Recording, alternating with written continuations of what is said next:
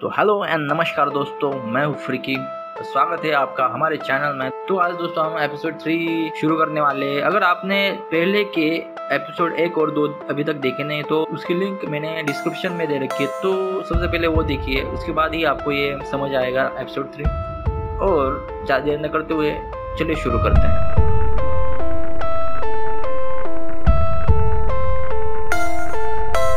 जिससे वो पता करे कि लूस परिवार जो बोल रहा है वो सब सच है या बस उनके दिमाग की सोच। पिता को उस घर में ना जाने की सलाह चर्च ने दी थी। इधर एम्पटीविले में जॉर्ज वापस बेसमेंट में गया। इस बार रेड रूम में क्या है वो पता लगाने वाला था। वह बैटरी लगाकर उस कमरे के अंदर झांक ही रहा था कि उसे कहीं पर पानी गिरने की आवाज़ आई। जॉर्ज ने तुरंत आवाज़ की दिशा में बैटरी की रोशनी की। उसे कमरे की लाल रंग की दीवारें दिखी। उस दीवार पर गिला सा कोई धब्बा नजर आया।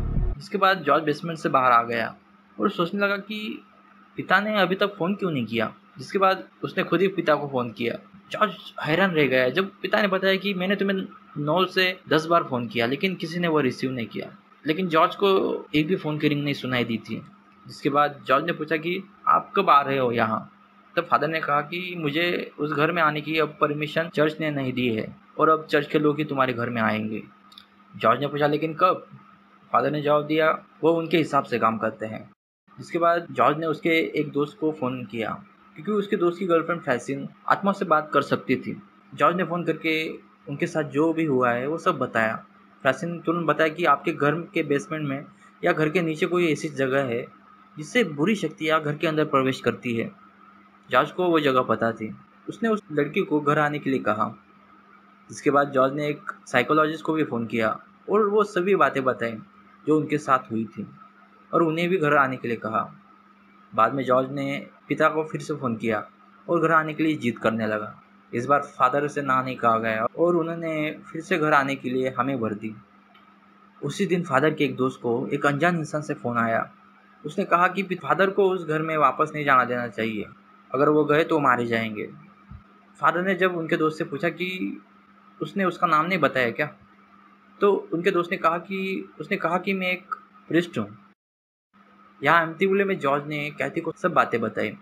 कैथी को ये बात पसंद नहीं आ रही थी कि उनके घर में कोई आत्मा से बात करने वाला और एक साइकोलॉजिस्ट आने वाला है।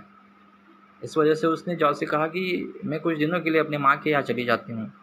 तब जॉर्ज ने कहा कि देखो अब बच्चों के स्कूल शुरू होने वाले हैं और आज रात ठंड भी माइनस में जाने वाली है, जिससे सारे रास्ते बर्फ से ब्लॉक हो जाएंगे। कैथी इस बात से डर रही थी कि उसे उस घर में और एक रात बितानी होगी।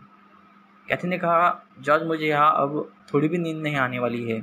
जॉर्ज को सोने से पहले लगा कि उनका कुत्ता हैरी अभी भी घर के बाहर है और ठंड भी बढ़ रही है, इसलिए उसने उसे घर में ले आया।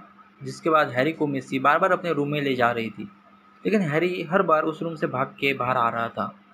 जिसके बाद मिसी ने उसे पकड़ के रूम में ले गई और दरवाज़ा अंदर से बंद कर दिया। हैरी डर से भौंक रहा था। जिसके बाद मिसी के भाई ने ही हैरी को बाहर निकाला। यहाँ जॉर्ज और कैथी अपने बेडरूम में सोने चले गए।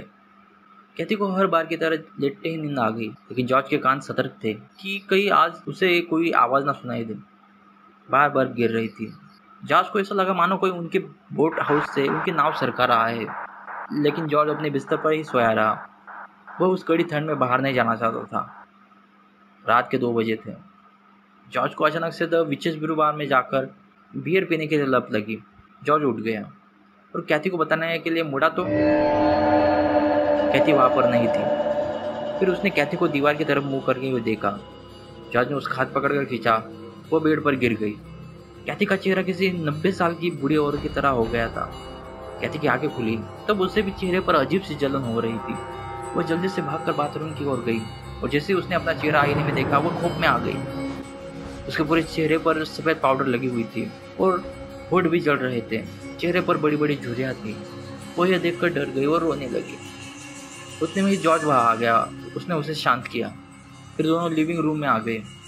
कैथी ने पूछा कि मेरा ये हाल किसने किया।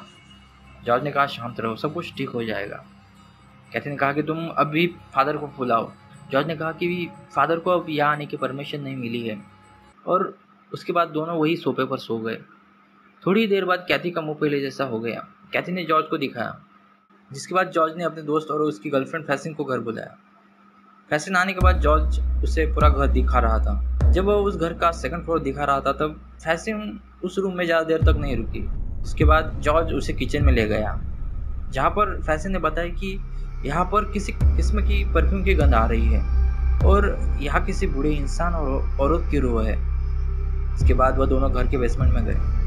बेसमेंट में जाते ही फैसिन ने कहा कि यहाँ पर किसी का कत्ल किया गया है। उसने वो रेड रूम की तरफ इशारा करते हुए कहा कि घर की सबसे नकारात्मक जगह वो है, नेगेटिव जगह वो है। और अचानक ही फैसिन की आवाज़ बदल गई। वह आवाज़ किसी वयस्क आदमी की जैसी थी। उसने जॉर्ज से कहा कि मैं तुम्हें एक बात बताना चाहती हूँ। कई सारी आत्माएं चाहती हैं कि उन्हें ढूंढा जाए, कोई उन्हें याद करे। उनको गुम हो जाना पसंद नहीं होता है, लेकिन इस घर के प्रेत नहीं चाहते कि उन्हें ढूंढा जाए। यहाँ पर बेसमेंट में ही किसी छोटे लड़के और लड़की को बहुत यातनाओं से मारा गया है, या किसी ने खुद से बहुत यातनाएं सही है, ऐसा ही कुछ जो किसी इंसान के लिए बहुत भयानक था। इतना कहकर वह वहाँ से चले गए। इसके बाद जॉर्ज ने उसके दोस्त एरिक को फ़ोन करके पूछा कि फैसिन ने कुछ कहा क्या। तो एरिक ने कहा कि हाँ, वो आपके घर में अब कभी नहीं आना चाहती है। उसने कहा कि आपके घर में बहुत ही ताकतवर नेगेटिव चीज़ है, अगर वो उससे बात करने की कोशिश करेगी तो वह चीज़ उसे भी नुकसान पहुंचा सकती है। इतना कहकर एरिक ने फ़ोन काट दिया। तब कैथी का भाई जिमी अपने हनीमून से आया था। घर आते ही उसने कैथी से पूछा कि मेरे $1500 का लिफाफा मिला क्या। कैथी ने नाम में जवाब दिया, जिसके बाद कैथी उन दोनों के साथ शॉपिंग पर चली गई। उसके बाद जॉर्ज को साइकिक रिसर्च कैरोलिना से फ़ोन आया। उन्होंने कहा कि चर्च ने कहा है कि आपको अपने घर में एक वैज्ञानिक परीक्षण के लिए तैयार रहना है। कुछ घंटे बाद कैथी भी घर वापस आ गई थी। जिमी और कैरी दोनों अपने हनीमून के किस्से सुना रहे थे। रात होती ही जॉर्ज और जिमी दोनों बोट हाउस पर ऐसे ही टहलने चले गए। तब जॉर्ज ने जिमी को वो उस बोट हाउस का दरवाज़ा टेढ़ा हुआ दिखाया, लेकिन जॉर्ज ने नहीं बताया कि वह कैसे हुआ है। जॉर्ज नहीं चाहता था कि फिर से वही सारी नेगेटिव बातें हों। जिसके बाद दोनों घर वापस आ गए। जिमी और कैरी मिसी के रूम में सोने जा रहे थे। मिसी उसके भाई के रूम में सो गई थी। दोनों कपल एक दूसरे को गुड नाइट कहकर सोने चले गए, लेकिन कुछ ही देर बाद कैरी के चीखने की आवाज़ सुनाई दी। जॉर्ज को जिस बात का डर था वही हुआ। जॉर्ज जल्दी से मिसी के रूम की ओर दौड़ा। जिमी और कैरी बेड के एक कोने में एक दूसरे को पकड़े हुए सहमे से बैठे हुए थे। जॉर्ज ने कैरी से पूछा कि क्या हुआ। कैरी ने बताया कि इस रूम में कोई है, उसने मेरे पैरों को छुआ। जिमी ने कहा कि तुमने शायद कोई सपना देखा होगा। उसने कहा कि नहीं, वहाँ पर एक छोटा अजीब सा दिखने वाला कोई लड़का खड़ा था। वो मुझे मिसी और जोड़ी कहाँ है ऐसा पूछ रहा था। इतना कहने पर ही कैथी मिसी को देखने के लिए भागी। जब उसने मिसी को देखा तो मिसी सो रही थी और उसका पैर हवा में लटका हुआ था। कैथी ने उसे जल्दी उठाकर अपने साथ बाहर ले आई। इसके बाद उसने अपने हाथ में यीशु मसीह का क्रूस साथ में ले आई और घर में यह आवाज़ दौड़कर कहने लगी कि तुम जो भी हो यहाँ से चले जाओ। और तभी एक अजीब सी आवाज़ छत से आने लगी और कैथी ने जॉर्ज से कहा कि यहाँ से चलो। जाते जाते जॉर्ज ने उस आवाज़ को साफ साफ कहते सुना कि विल यू स्टॉप, क्या तुम रुक सकते हो। इसके बाद जॉर्ज ने सुबह होते ही फादर को फ़ोन किया।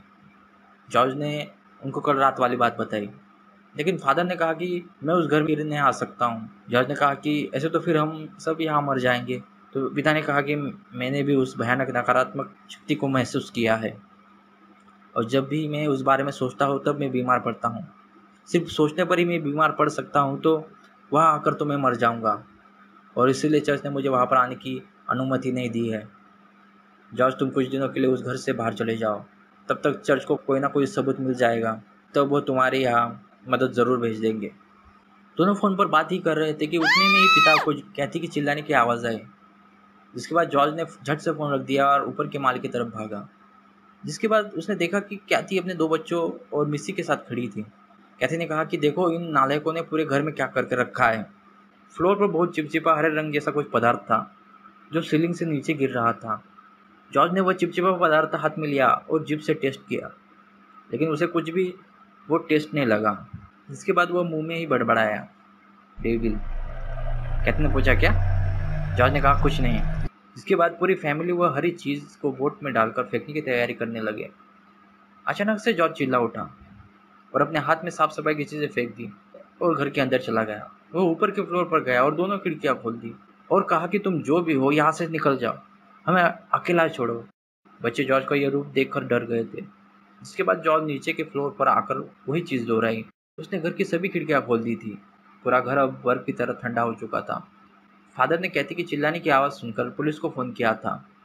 अब एक पुलिस वाला उस पैरानॉर्मल घर का गवाह बनने वाला था, जिनका नाम सर्जेंट जॉन फ्रीडो था।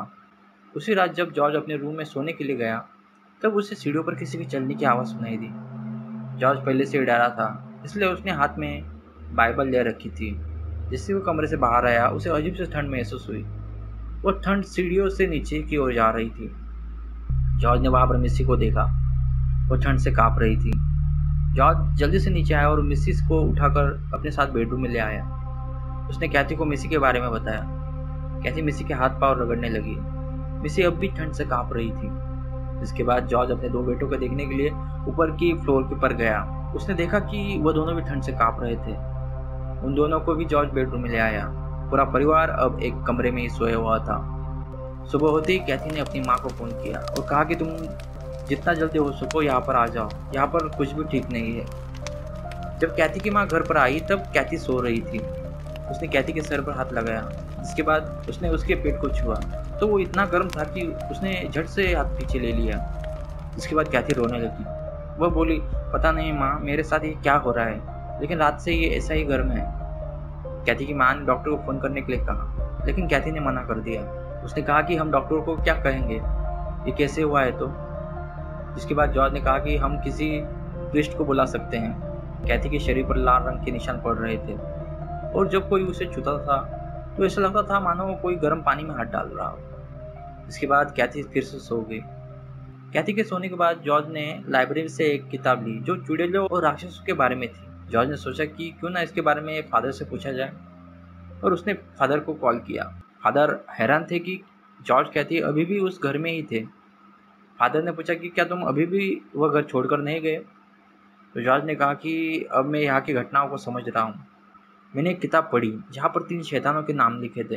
ये वही शैतान है जिनका नाम अगर 3 बार लो तो वह यहाँ आ जाएंगे और हम उनसे बात करेंगे। पिता ने कहा, मैं जानता हूँ उनके बारे में। और थोड़ी देर बाद पिता ने फ़ोन रख दिया। जॉर्ज फादर के इस बर्ताव से हैरान था। कैथी अचानक से शाम को उठकर लिविंग रूम में आ गई। जॉर्ज ने उससे पूछा कि तुम ठीक तो हो ना अब। कैथी ने हाँ कहा और कहा कि देखो अब मेरे निशान भी जा रहे हैं। जॉर्ज को ये बात बहुत अजीब सी लगी। दोनों लिविंग रूम में गए। तभी ऊपर के माले से उनकी बेटी डैनी की चिल्लाने की आवाज़ उन्हें सुनाई दी। जॉर्ज जल्दी ही ऊपर की ओर भागा तो उसने देखा कि डैनी खिड़की में खड़ा था और उसकी हाथ की उंगलियां खिड़की के कांच में फंसी हुई थी। जॉर्ज ने कांच सरकाने चाहिए, लेकिन उससे उंगलियां और ज़्यादा अटक गई। डैनी काफ़ी ज़ोर ज़ोर से रो रहा था। जॉर्ज ने काफ़ी कोशिश की, लेकिन कांच नहीं खुल रही थी। इससे फ्रस्ट्रेटेड होकर जॉर्ज जोर जोर से चिल्लाने लगा कि तुम जो भी हो, मेरे परिवार को क्यों परेशान कर रहे हो, मेरे सामने आकर मुझसे लड़ो। ऐसे चिल्लाते हुए वो हर रूम में भाग रहा था और तभी कांच अपने आप खुल गई और डैनी की उंगलियां निकल आई। उसकी उंगलियों से खून निकल रहा था। कैथी ने जॉर्ज से कहा कि तुम डॉक्टर को बुलाओ। तब जाकर जॉर्ज होश में आया और नीचे जाकर फ़ोन ट्राई करने लगा, लेकिन बारिश की वजह से फ़ोन कनेक्ट नहीं हो पाया। इसके बाद जॉर्ज ने उसकी फर्स्ट एड से हाथ की मरहम पट्टी कर दी। उस रात सब एक ही कमरे में सोए। रात को तूफान और ज़्यादा बढ़ गया था, जिससे घर की सभी खिड़कियां खुलकर उसके कांच टूट रहे थे। उस फैमिली ने वो रात बड़ी मुश्किल से काटी। दूसरे दिन देखा तो सभी खिड़कियां के कांच टूटकर बिखर गए थे। इसलिए जॉर्ज अब उन खिड़कियों पर प्लास्टिक का कवर लगा रहा था। घर का तापमान और गिर गया था, लेकिन अब लूज परिवार सभी प्राकृतिक और अप्राकृतिक चीज़ों से लड़ने के लिए तैयार था। इतने में ही फ़ोन की रिंग बजी। फ़ोन फिजिक फेनोमेनस रिसर्च से था। जॉर्ज ने राहत की सांस ली कि आखिरकार कोई तो इस घर की अब जांच करेगा। उस एजेंट ने जॉर्ज से पूछा कि आपके घर में कोई पालतू जानवर है क्या। तब जॉर्ज ने कहा कि हाँ, हमारा डॉग हैरी है। उस एजेंट ने कहा कि एनिमल्स ऐसी चीज़ों को बड़ी जल्दी पकड़ लेते हैं और इसलिए हमें इससे बहुत मदद मिलेगी। इधर हैरी बहुत एग्रेसिव हो गया था।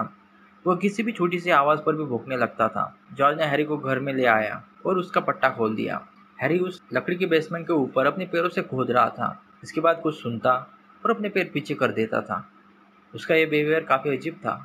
जॉर्ज ने देखा कि वह उसी जगह पर खोद रहा था जहाँ पर वह रेड रूम है।